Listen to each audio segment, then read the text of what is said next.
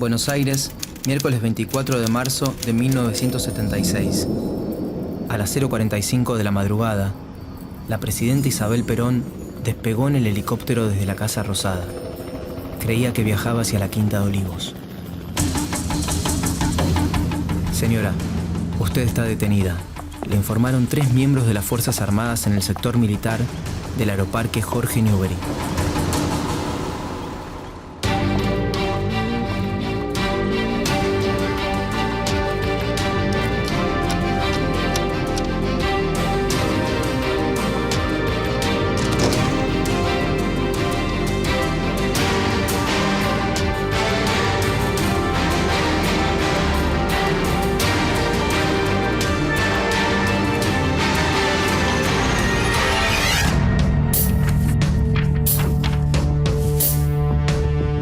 El 24 de marzo de 1976, las Fuerzas Armadas argentinas derrocaron el gobierno constitucional de María Estela Martínez de Perón.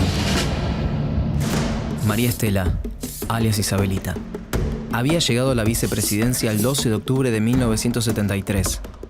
Pero el 1 de julio de 1974 debió asumir la presidencia después de la muerte de Juan Domingo Perón, su marido y líder indiscutido del justicialismo.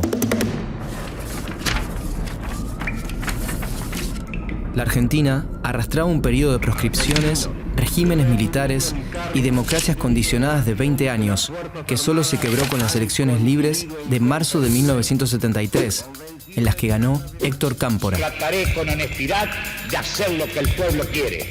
Unos meses más tarde, Perón asumía su tercera presidencia y tras su muerte, el país se quedó sin la única figura que podía garantizar la legitimidad institucional.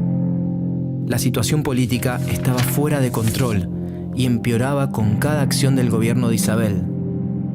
Pero además, Argentina estaba rodeada de dictaduras. Y los militares comenzaban a filtrarse cada vez con mayor fuerza en las decisiones de Estado.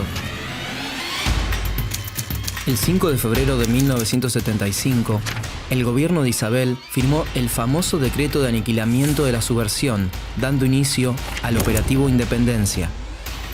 De este modo, en la selva tucumana, las Fuerzas Armadas ensayaron sobre los militantes del ERP, Ejército Revolucionario del Pueblo, los métodos violentos de secuestro, torturas y asesinato que luego utilizarían de manera sistemática en todo el país durante la dictadura.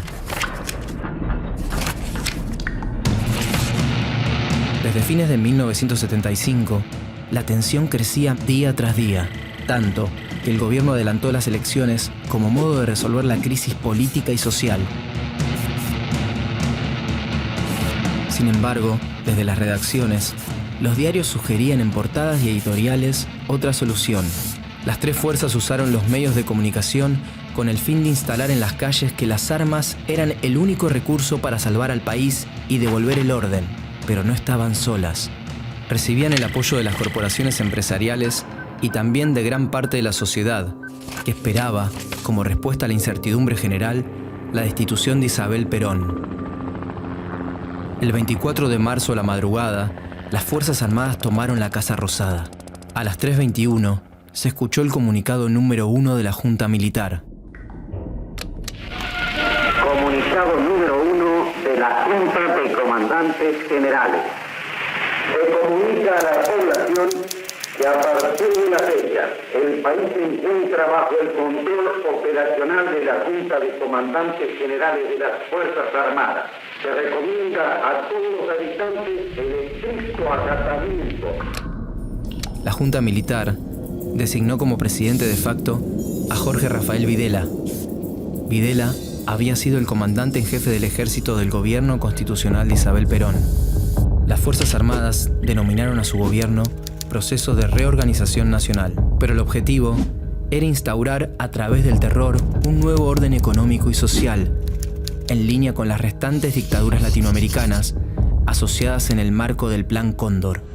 Así bautizaron al Plan Represivo Internacional, que coordinaba operaciones de persecución, secuestro y tortura a militantes de los distintos países del Cono Sur. Los servicios de seguridad de Argentina, Chile, Bolivia, Paraguay, Uruguay y Brasil eligieron la imagen del ave característica de los Andes para sellar un pacto siniestro. Pero el cóndor no era otro que el águila norteamericana, interfiriendo en los asuntos de la región. Estados Unidos conocía y digitaba las operaciones clandestinas.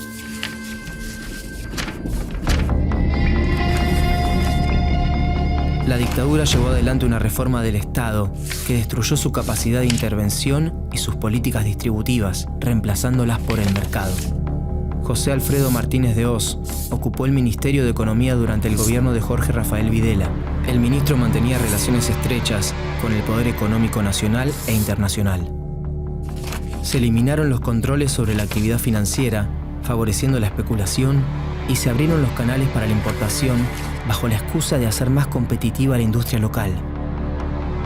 Quienes no pudieron competir con los productos internacionales debieron cerrar sus empresas, situación que provocó un aumento del desempleo. Las medidas económicas multiplicaron por 5 la deuda externa, que subió de $8.000 millones en 1976 a más de $45.000 millones en 1983. La dictadura usó la fuerza y el terror para implantar un modelo económico liberal. Todo aquel que cuestionaba o se oponía a las políticas del régimen estaba en peligro de muerte. Los llamados grupos de tareas, formados por militares, policías o paramilitares, irrumpían y destruían domicilios particulares con total impunidad. Luego detenían y secuestraban, o muchas veces fraguaban enfrentamientos para justificar el asesinato de las víctimas. Desde el exterior, los exiliados denunciaban las violaciones a los derechos humanos que se vivían en el país. Pero ninguna dictadura se sostiene sin la complicidad de sectores civiles. Hubo dirigentes políticos que aceptaron cargos ministeriales, obispos que justificaron la represión y sacerdotes que absolvieron a torturadores o participaron de interrogatorios ilegales. También hubo empresarios beneficiados por la política neoliberal que apoyaron a las Fuerzas Armadas y una sociedad que en la mayoría de los casos aceptó y vio con buenos ojos al gobierno militar. Los medios de comunicación se convirtieron en piezas funcionales a la dictadura, en especial cuando en 1978 se organizó el Mundial de Fútbol para mostrar un país sin conflictos y en paz. Los argentinos somos derechos y humanos, decían las propagandas.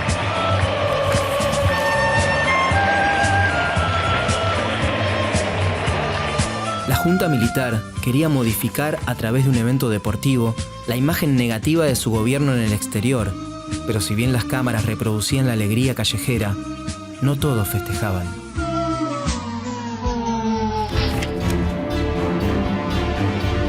A través del terrorismo de Estado, las Fuerzas Armadas implementaron una política de terror sistemático que funcionó de forma totalmente ilegal y en contra de la población. Todos estaban comprometidos, desde los altos mandos hasta los rangos más bajos. De manera clandestina, utilizaban una red de centros de detención en todo el país, donde miembros de las 3 fuerzas torturaban, obligaban a dar a luz a las mujeres secuestradas, les robaban sus hijos y los asesinaban. El régimen buscaba quebrar a los detenidos para que dieran información sobre sus compañeros de militancia. En la Argentina, funcionaron más de 500 centros clandestinos de detención, tortura y exterminio. El objetivo de su existencia no solo era violentar a los secuestrados, sino también que el terror llegara al resto de la sociedad, para silenciarla, romper los lazos e impedir cualquier tipo de organización o resistencia.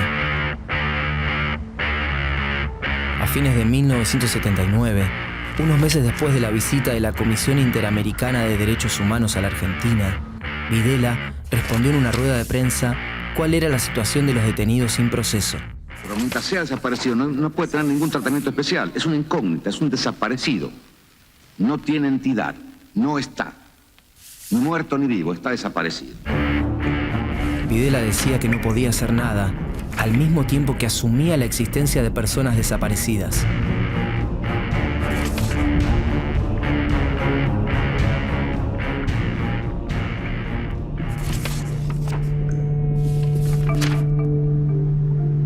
Ya en 1978, las madres de los desaparecidos intentaron oponerse a la dictadura. Se conocieron en los pasillos de los juzgados cuando buscaban información sobre los detenidos ilegales y empezaron a juntarse en la Plaza de Mayo para hacerse escuchar. Para reconocerse, se ataron un pañal blanco en la cabeza y como las manifestaciones en la vía pública estaban prohibidas, comenzaron a caminar en ronda. Fueron una de las primeras en protestar a la vista de todos. Las madres de Plaza de Mayo hoy son un símbolo de resistencia en todo el mundo. El 29 de marzo de 1981, Videla renunció a la presidencia. Lo sucedió Roberto Viola, que fue reemplazado a fin de año por Leopoldo Fortunato Galtieri, uno de los autores intelectuales de Una guerra sin sentido. En 1981, la crisis económica provocó una inflación que llegaba a cifras incontrolables. La vida cotidiana se hacía muy difícil. De a poco, la sociedad comenzó a manifestarse. Para frenar el descontento social, la dictadura levantó la bandera de una causa legítima. El 2 de abril de 1982, el general Leopoldo Galtieri decidió desembarcar en las Islas Malvinas, en poder de Gran Bretaña desde el siglo XIX. En condiciones desfavorables, con ropa inapropiada y alimento insuficiente, los soldados argentinos, que habían recibido un mínimo entrenamiento, se enfrentaron solo con su valor ante la superpotencia. Margaret Thatcher decidió enviar tropas a las Islas Malvinas. Utilizó el enfrentamiento bélico para realzar su imagen, desgastada por los problemas económicos que enfrentaba su país.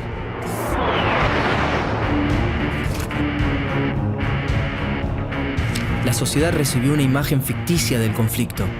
Cada información que se publicaba pasaba antes por el control de la censura.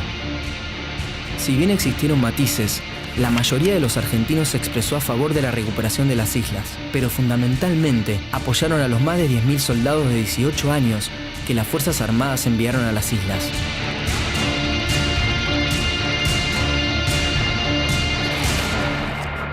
El 14 de junio, la Argentina firmó su rendición. La ineficiencia e improvisación de los comandantes militares provocó la muerte de 649 argentinos y otros 1.063 soldados regresaron con heridas al continente. La derrota en las islas aceleró la caída de la dictadura y permitió que salieran a la luz las violaciones a los derechos humanos que se cometieron durante el terrorismo de Estado.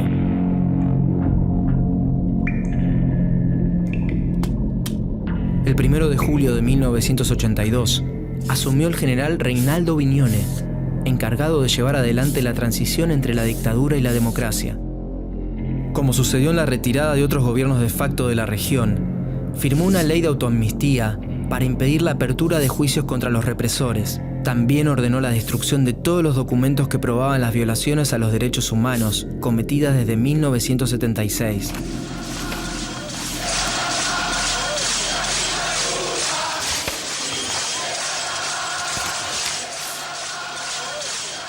El 30 de octubre de 1983, el radical Raúl Alfonsín, junto a su vice, Víctor Martínez, se impuso sobre la fórmula justicialista compuesta por Ítalo Luder y Deolindo Vittel. Ni bien asumió el 10 de diciembre, Alfonsín derogó la ley de autoamnistía que promulgó Vignone e impulsó el juicio a las 3 juntas militares. Señores jueces, nunca más. Había empezado un tiempo diferente para la Argentina. Los dictadores permanecieron en el poder por más de 7 años. Desde el terrorismo de Estado asesinaron, robaron identidades, destruyeron organizaciones y rompieron los lazos sociales con un fin específico: imponer por la fuerza un modelo económico de país que siempre perdía en las urnas.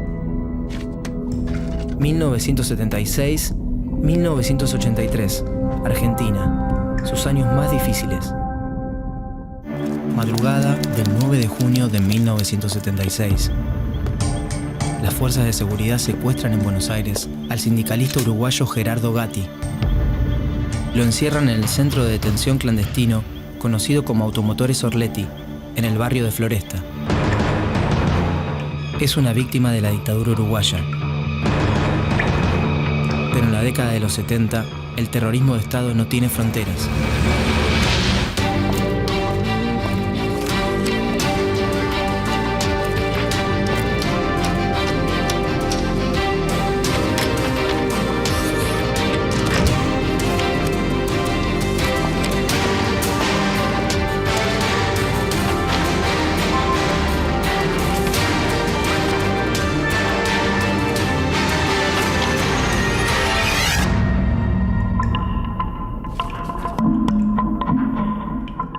la segunda mitad del siglo XX, la política uruguaya se repartía entre dos fuerzas: el Partido Colorado, que representaba a los sectores urbanos, y su adversario, el Partido Blanco, que defendía los intereses del campo.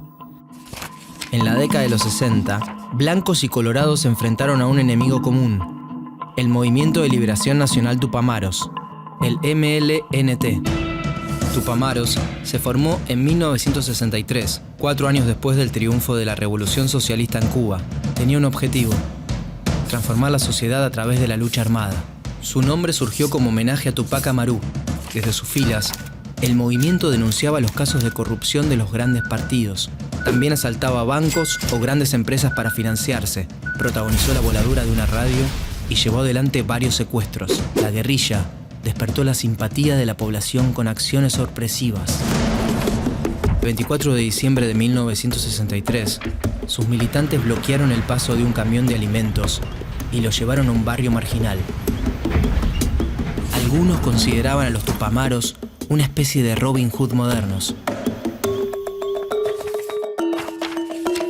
Estados Unidos temía que la experiencia de la Cuba de Fidel Castro se expandiera en su zona de influencia, y desde principios de la década de los 60, el gobierno se involucró en las decisiones políticas de América Latina. El Departamento de Estado estadounidense difundió entre los militares del sur del continente la doctrina de seguridad nacional. Uruguay formó parte del Plan Cóndor, una política de coordinación represiva de los países del Cono Sur, digitado por Estados Unidos. En plena Guerra Fría, preparaba a los hombres de armas para atacar posibles focos revolucionarios. Estados Unidos solicitó a las autoridades uruguayas que asesinaran o amenazaran de muerte a Raúl Sendic, líder de los Tupamaros. En esos días, la guerrilla había secuestrado a uno de sus hombres, el agente de la CIA Dan Mitrione. Nació el 4 de agosto de 1920 en Italia. Desde 1969, ocupaba el cargo formal de jefe de la Oficina de Seguridad Pública estadounidense en Uruguay, pero su verdadera misión era enseñar a torturar. El dolor preciso, en el momento preciso, en la cantidad precisa, para el efecto deseado, decía cuando se refería a la tortura. Mitrione formó a la policía uruguaya en la aplicación de técnicas de tormentos. Antes que nada hay que ser eficiente, decía Mitrione. Se debe actuar con la eficiencia de un cirujano y con la perfección de un artista. El 31 de julio de 1970, el movimiento Tupamaros secuestró al agente norteamericano para utilizarlo como ficha de cambio en la liberación de 150 militantes detenidos. El presidente uruguayo, Jorge Pacheco Areco, se negó a cumplir las exigencias de la guerrilla y el 10 de agosto, Mitrione apareció en el asiento trasero de un auto robado. Estaba muerto. En 1972, Pacheco Areco ordenó reprimir a la guerrilla. Las Fuerzas Armadas fueron más allá aún. Las fronteras dejaban de ser territoriales para convertirse en ideológicas. La doctrina de seguridad nacional estaba en marcha. Los militares comenzaron a actuar como un ejército de ocupación al servicio de la lucha contra el enemigo, el comunismo. El 1 de marzo de 1972, Bordaberry asumió la presidencia en un escenario de gran tensión social y política. Por un lado, enfrentaba la movilización de los trabajadores, reunidos en la Convención Nacional de Trabajadores, la CNT, y por el otro, las actividades de los grupos guerrilleros. Al igual que Pacheco Areco, buscó el apoyo de los militares. El ejercicio del poder se hacía cada vez más inconstitucional. Las Fuerzas Armadas y el poder político aceptaron el uso de la tortura física y psicológica en contra de los supuestos enemigos. Faltaba poco para que la democracia llegara definitivamente a su fin.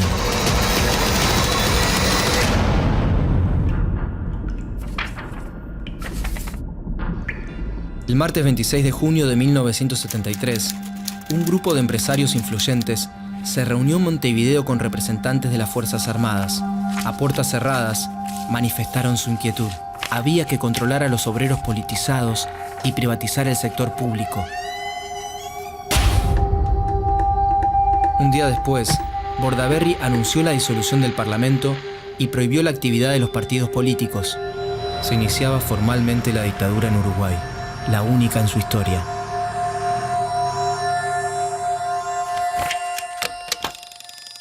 A través través de este mensaje quiero expresar al pueblo uruguayo la confianza y la seguridad de que estas medidas no son tomadas en agravio a las instituciones, sino que por el contrario lo son en defensa de las instituciones. A diferencia de otros gobiernos militares de la región, las Fuerzas Armadas dejaron el cargo de presidente en manos de un civil, Juan María Bordaberry. Nació el 17 de junio de 1928 en Montevideo. Llegó al poder gracias al voto popular en 1972. En 1973 se convirtió en el primer dictador de su país.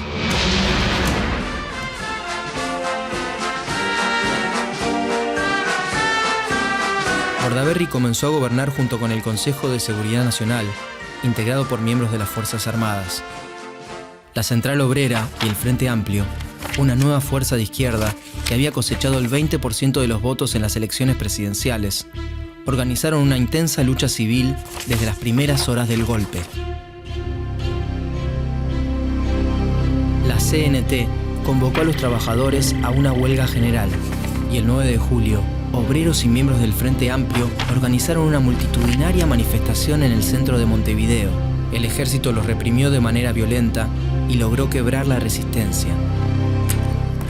La dictadura cívico-militar tenía un objetivo claro: impulsar una política de liberalización y desregulación de la economía e implementar reglas laborales más flexibles, a favor de los empresarios y en contra de los derechos de los trabajadores. El régimen impuso el terrorismo de Estado para evitar cualquier tipo de oposición a su modelo económico y político. Secuestros, prisión prolongada, tortura, violaciones, asesinatos, desapariciones y robos de bebés formaron parte del sistema represivo de la dictadura uruguaya. En este escenario, las Fuerzas Armadas tomaron como rehenes a 9 dirigentes tupamaros, entre ellos a José Mujica, alias Pepe. Nació el 20 de mayo de 1935 en Montevideo. Al igual que otros dirigentes tupamaros, estuvo preso durante toda la dictadura. Más adelante, en democracia, sería presidente de los uruguayos.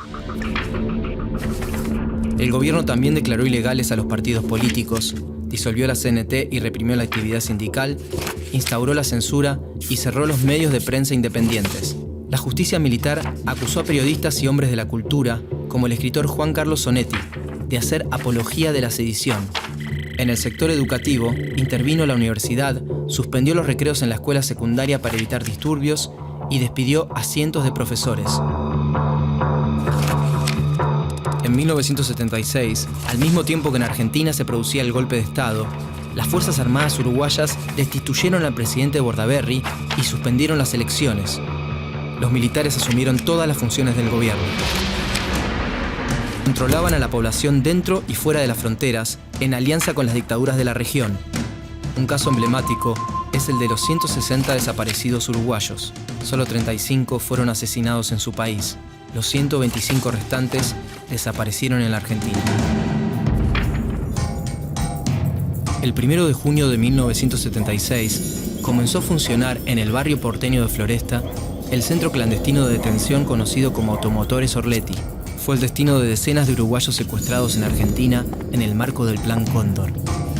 El 24 de julio de 1976, 23 detenidos ilegales fueron trasladados desde Orletti a Montevideo. 3 meses después, la dictadura montó una escena para simular que habían ingresado al país por sus propios medios para invadir el territorio. En esos días, en Buenos Aires, otros 22 detenidos subieron a un avión militar uruguayo que partió hacia el aeropuerto de Carrasco, en donde quedaron a disposición del ejército. Todos ellos continúan desaparecidos.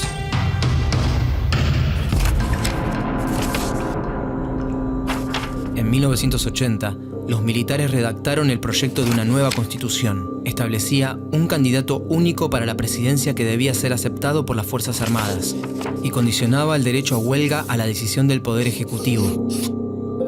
El punto más fuerte era la tutela militar sobre la futura constitución y sobre la democracia uruguaya. La dictadura convocó un plebiscito para legitimar su proyecto en las urnas. Los partidos políticos aprovecharon para reaparecer en la vía pública con una campaña por el no a la iniciativa militar.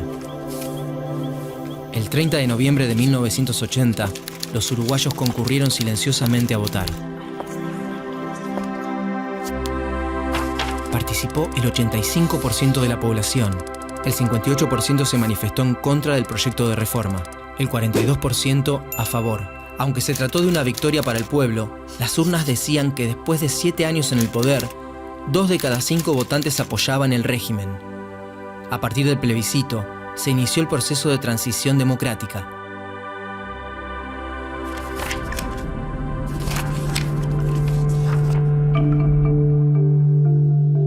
En noviembre de 1983, una movilización masiva al obelisco de Montevideo aglutinó a más de 400.000 personas. Se denominó el Obeliscazo, o un río de libertad.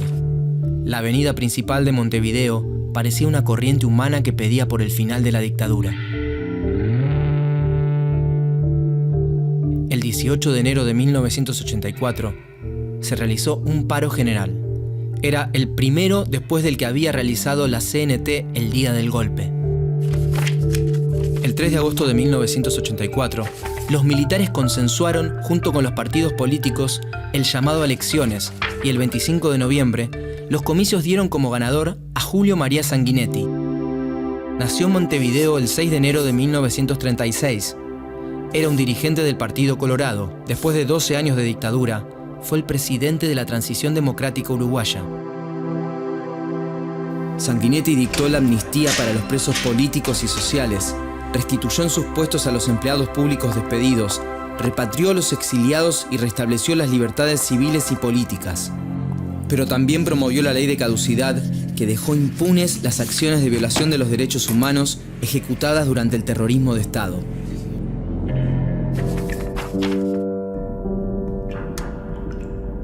La dictadura cívico-militar quebró una tradición democrática única en el sur del continente. Los militares uruguayos, responsables por los crímenes de lesa humanidad, aún no han sido juzgados y continúan en libertad.